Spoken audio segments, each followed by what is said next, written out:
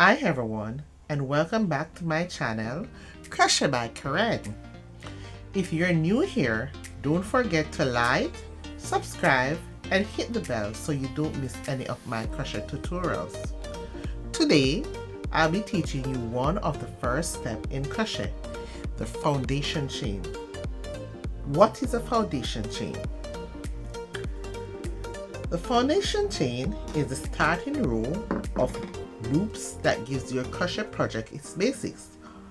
Almost every project starts with this, whether you're making a scarf, blanket, or even a bag.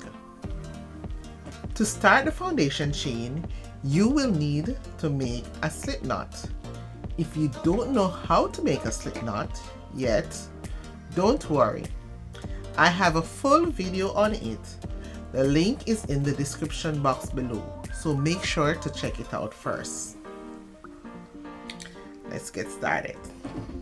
Once you have made your slip knot on the hook, hold the yarn. You're going to hold the yarn in the left hand and you're going to hold the hook in your right hand. You're going to ensure that the hook is facing towards you, as in the hook right here is facing towards you. You're going to ensure that the shorter end is facing towards you and the longer end, which is called the working end, is facing away from you. So the working end is the end that is attached to the yarn. You're going to use your pointer finger and insert it between the shorter end and the working end. You're going to use your thumb to hold the yarn. So basically you're holding the shorter end. You're not going to hold it down here. You're going to hold it right up here where the little bump is, right here. Okay? Then these three fingers, the middle finger, the ring finger, and the pointer and the little finger, you're going to use it to grab the working end. You're not going to grab it too tight. You're just going to grab it a little bit. So that's the tension. Now you are going to yarn over. Yarn over is wrapping the yarn over the hook.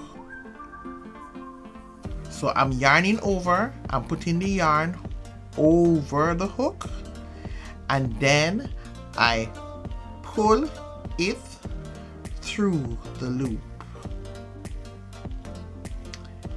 Every time I pull it through the loop or I make a stitch, I carry up my thumb to hold on it. I'm going to show you why I carry up my thumb later on. So you're going to yarn over, as in putting the yarn over the hook, hook it through, and pull it through the loop.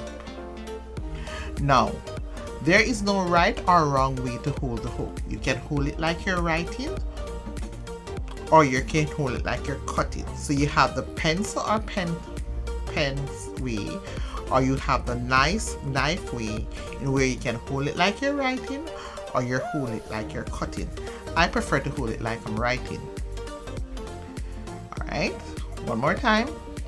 My thumb is pressing here where I have made the 2 stitches, and I'm going to yarn over, carry the yarn over the hook, and pull it through the loop. Now, I have noticed that whenever I am crocheting and I am going to pull the yarn through the loop, I ensure that my hand is not down here, because if my hand down here, I'm not going to be able to pull it through. Always, that is why I say your thumb, every time you go through the loop, ensure that your thumb is here near to the loop. You yarn over and you pull through. Another trick I learned about making the chains is whenever I am pulling through the loop, I don't have the hook this way or that way. I normally have the hook facing towards me and I pull it through. Yarn over and pull through. Yarn over, pull through. Yarn over, as in carrying the yarn over the hook, and pull it through the loop. Carry the yarn over the hook and pull it through the loop. Okay, as a beginner, I don't want to, I'm doing it very loosely so you can see the V's. This is very important because with crochet, we are going back through these loops. So you don't want it too tight where you cannot go through, back through the stitches. Yarn over, pull through. Yarn over, pull through. So there you have foundation chain. So you can continue doing these chains. Yarn over, pull through, ensure that your thumb is up here when you're pulling through. Ensure that it's not too loose, it's not too tight. And just relax into it. Doesn't take strength, just relaxation. As a beginner, I recommend you use a bigger hook so that you can see the V's better, and just simple pull through. You can make as you can make the foundation chain as long as you can. If you make a mistake, no problem. You just pull it out like this and just start all over again. So keep on practicing how to make this foundation chain. It's not good. Keep on practicing how to make the foundation chain until when you're comfortable, because the foundation chain, as I said before, is the base of most projects. It's the base for most projects. So you want it to be perfect.